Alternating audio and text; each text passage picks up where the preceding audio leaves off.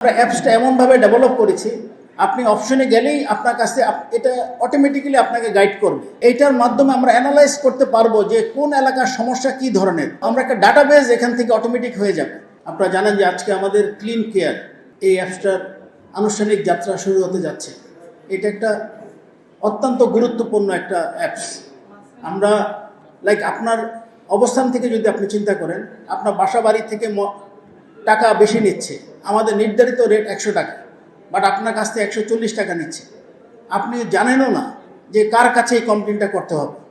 So আমরা অ্যাপসটা এমনভাবে ডেভেলপ করেছি, আপনি অপশনে গেলেই আপনার কাছে এটা অটোমেটিক্যালি আপনাকে গাইড করবে যে আপনার কাছ থেকে টাকা বেশি নিচ্ছে, বা আপনার ময়লাটা কি প্রতিদিন নিচ্ছে না, বা তাদের ব্যবহার খারাপ।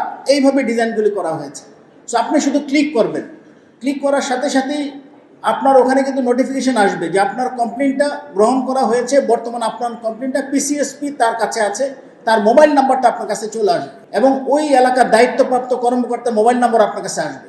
এটার মাধ্যমে আপনি জানতে পারবেন যে এই কমপ্লেনটা আসলে কার কাছে করতে হয়। আপনি ইচ্ছে করলে নিজেও কিন্তু তার সাথে কথা বলতে পারবেন এবং সাথে সাথে এই নোটিফিকেশনটা আমাদের কাছেও চলে আসবে। ফিডব্যাকের উপর ডিপেন্ড করে আমরা বিদ্যুতের কমপ্লেন এবং রাস্তাঘাটের ভাঙ্গাচুরা, রাস্তা ভাঙ্গা বা রাস্তা কাটা, এই কমপ্লেনগুলো এটার সাথে আমরা ইনকর্পোরেট করব।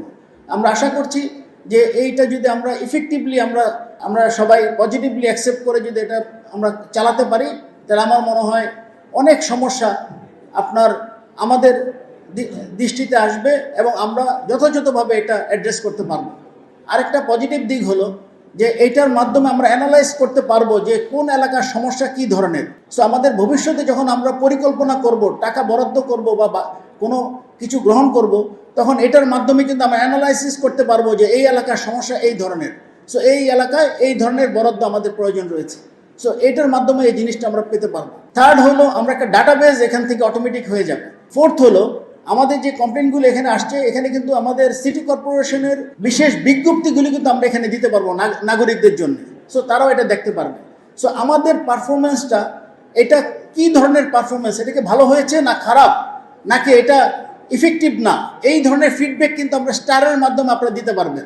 আপনারা যদি মনে করেন যে পারফরমেন্সটা অনেক ভালো ছিল, আপনারা 5 স্টার রেটিং দিতে পারবেন।